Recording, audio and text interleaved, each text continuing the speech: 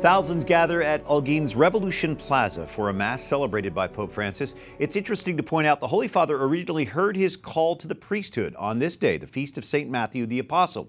Cubans lined the streets, using umbrellas for shade as Francis processed to the plaza in the Pope-mobile. He is the first pope to visit Cuba's third largest city.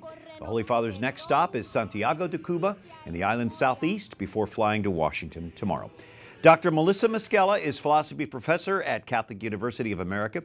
How would you characterize the Pope's message to the Cuban people and maybe to the Cuban government as well? I think there were three main points. First, he was more subtle perhaps than prior popes, but nonetheless he was very clear in the message to serve people, not ideology, that the regime needs to be avoiding serving the ideology at the cost of serving the people, which is what they're already doing. And also it was very clear in his message about the need to give the church the means and the space to fully exercise its ministry there. It was a challenge to expand religious freedom in the country. And he also gave a strong message about abortion and the way in which that's also a failure to truly serve the person and to prioritize people over things. I understand the abortion rate is very high in Cuba. Yes. So he is coming here for the World Meeting of Families. That's followed by the Synod on the Family in Rome. Tomorrow he's meeting with families in Cuba. Why so much emphasis on the family? Well, the family is crucial. The family is the basic cell of society. If you want to reach the poor, help the poor, bring them out of poverty, the best program for that is the family.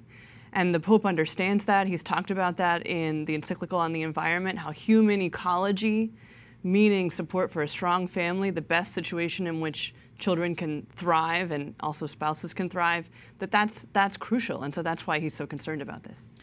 The people of Cuba are probably fairly close in some ways to the people that he knows in Argentina, Latin America. He comes to the U.S. Does he switch gears now, or does he continue the same themes?